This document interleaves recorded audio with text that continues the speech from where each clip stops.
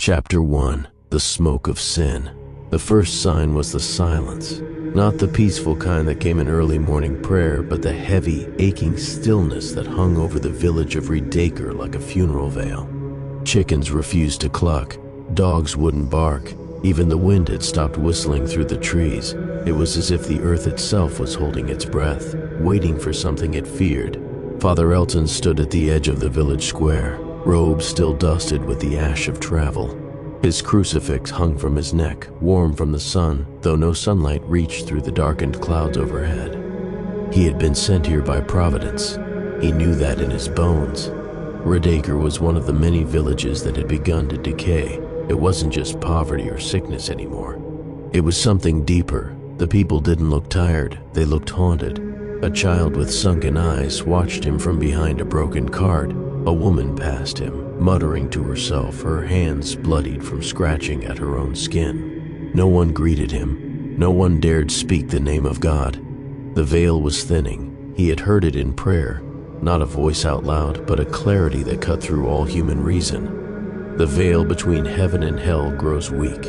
Warn them, prepare them, remain faithful. Elton, never one to question God, had obeyed. But few listened. That night, he stayed in the abandoned rectory. He lit no candle. He knelt in the dark before the small wooden crucifix and began the rosary, whispering in Latin, Ave Maria, gratia plena, Dominus tecum. The moment he said the name of the Lord, the silence broke. A scream echoed from the woods beyond the village, shrill, animalistic, twisted. He opened his eyes. It was not just one scream, dozens. Then silence again. He clutched his rosary tighter. Sancta Michael Archangele, defende nos in proelio. By morning, the air smelled of sulfur. Fires had started in the north fields. No one could say how. The wheat was blackened, burned as if licked by something hungrier than flame. Father Elton walked the outskirts of the fields, praying under his breath, holding his crucifix before him.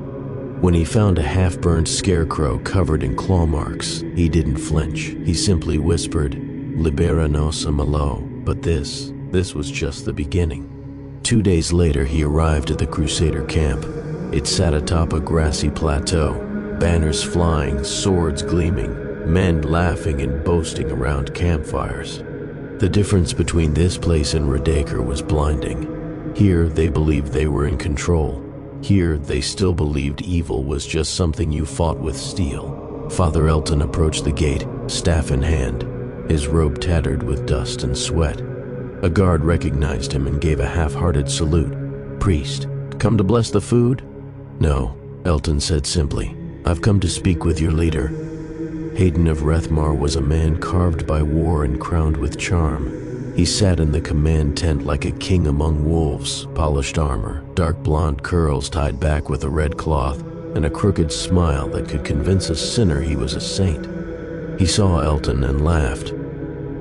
Well, if it isn't our favorite prophet of doom, Hayden said, standing to greet him with a sarcastic bow. What's the apocalypse today, Father? The veil is thinning, Elton said quietly. You've seen the signs. Hayden sighed. You priests and your riddles. We've seen fires, yes. A few madmen in the villages. That doesn't mean the gates of hell are creaking open. It does, Elton replied. His tone never wavered. You must prepare. You must unite with us, the priests, the monks, the nuns. We are not fighting men, but we are fighting evil. The room fell quiet for a moment. Then Hayden grinned. My men fight demons with blades, Father. Yours fight with water and whispers. I'll pass. A few chuckles rose from the other commanders nearby. Elton's heart ached, but he wasn't surprised. He bowed his head. You will regret not listening, but I will still pray for you. Hayden's smile faded, just for a second. He looked away. Elton left without another word. That night, as Father Elton walked alone outside the camp, he fell to his knees beneath a dying tree. His heart beat like thunder. His eyes stung with grief. Oh Lord, he whispered, hands gripping the earth. They will not listen. Am I failing you? The wind stirred. A whisper, not of voice, but of soul. Remain faithful even when unheard. Tears fell from Elton's face. Miserere nobis, miserere nobis. At dawn, a boy was found screaming in his sleep, his body contorted. When the guards entered the tent, the child threw 3 men across the room with inhuman strength. It took 5 men to hold him down. Elton was called. The boy's eyes were black. His mouth foamed. When Elton entered, the child hissed, "You are too late, priest. He belongs to us." Elton gripped his crucifix, held it over the boy, and prayed in a thunderous voice. In nomine Patris, et Filii, et Spiritus Sancti, exiabeo immunde spiritus, the boy shrieked. Smoke poured from his mouth. His body thrashed, lifted from the ground. Then with a final scream he collapsed, silent, alive, tears streaming. Hayden watched from the entrance, pale. Elton stood, shaking, breathless.